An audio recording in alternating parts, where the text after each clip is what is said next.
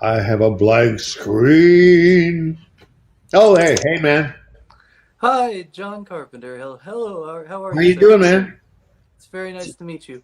Where are you Uh, calling from? I am from Rolla, Missouri, outside of St. Louis. How about that? We're going to take a picture, okay? Oh, I think that's great. Ready?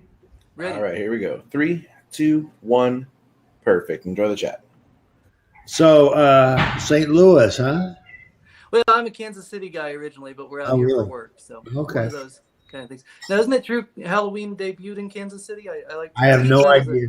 a claim to fame. I don't- It's the one thing we're good at besides football and barbecue. No, I don't know about that. But I don't have a clue. Clueless. So, one of the reasons I wanted to do this today, I host a podcast.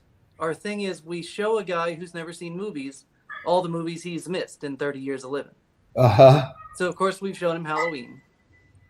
And The Thing, at the end of The Thing, he told me he didn't know what the F he just watched. Which we made him watch the original first, just to give him context, so that we could show him how shockingly awesome yours was.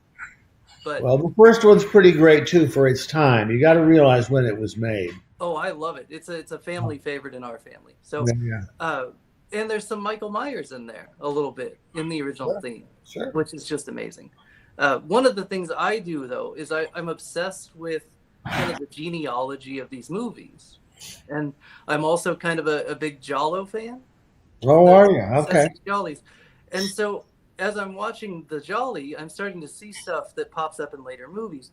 And so I just had to ask you a couple of questions about your influences. So if you're in film school, is this where you're seeing stuff from Italy in the 70s? Because You pretty much, yeah. where could you find Giallo in 1975 and 6? It just I don't doesn't know. seem- I wasn't familiar with that till later.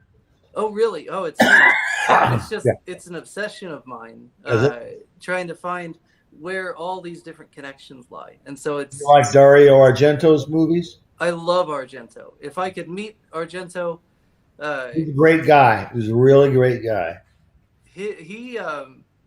He's one that I'd like to see get in on, like the Rob Zombie's Halloween. I'd love to see Dario Argento's Halloween.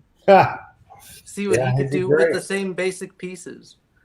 Really, if I were in charge, which they'll never let me be in charge, John, as you're about to find out, I would stop making sequels to Halloween after the trilogy, because I don't think after Halloween ends that you'll be able to do anything better, right? Like this is going to be the top. I can already tell from the 2018 one. This is it, right? But then instead of Rob Zombie, let Argento, Tarantino, heck, Jordan Peele.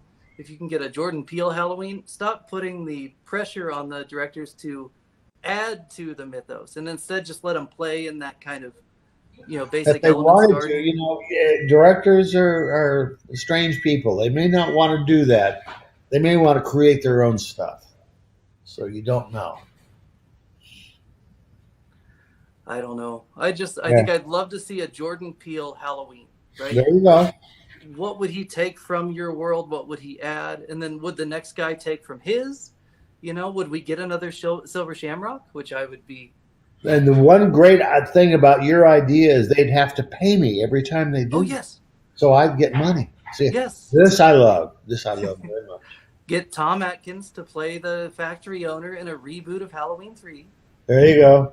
And call it Silver Shamrock so people will stop complaining that Michael Myers doesn't show up. Yeah. We talked about true crime in the Q&A a little while ago. When you're making the first Halloween, do you have stuff like the Golden State Killer in the back of your mind? Or is it just a product of the times that... No, I just had making a movie on my mind. I didn't have anything real. Yeah. Because Halloween is totally unreal, Oh, it's wonderful.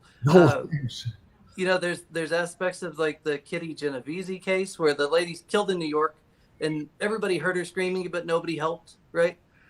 So I see that in that final act, which is just too much fun. You're very kind. Thank you. And I like your T-shirt very much. Oh, thank you. Yeah. Yeah. Now, one thing I wanted to run by you, just as a fun idea. This is not my idea. I'm borrowing this from a friend. But we're going to make our movie virgin watch more Halloweens this fall, but we're going to try to break it into little timelines. And so one of the things I wanted to do was try to make him rewatch the first one, watch The Fog, and then watch Halloween 3 as a kind of anthology trilogy. Does that pass muster? Sure, it sounds good to me. Sure. Is that the traditional story I hear is Halloween 3 comes out of your desire to get away from Michael Myers and just make more Halloween? Yeah. And it also the story was by Nigel Neals, a writer I admire. Yeah, it may be my second favorite Halloween, which in certain crowds might get me punched, but it's an every year rewatch for us. Thanks. It's wonderful. I did a deep dive this year into some of the more catalog stuff that I hadn't seen. The 90s stuff that when I was a kid, it was just coming out, but I didn't know John Carpenter yet, that kind of thing. And then I circled back and I've been rewatching everything from, Someone's Watching Me, which is, I think more people need to see that movie. Oh, thanks. It's a little bit proto-Halloween, which is both wonderful and also, some people are going to say it's too silly, but. Now we got a countdown here, so it's been great talking with you. It's great to talk to you, sir. You take care there. Thank you so much, sir. Okay, bye-bye. Goodbye.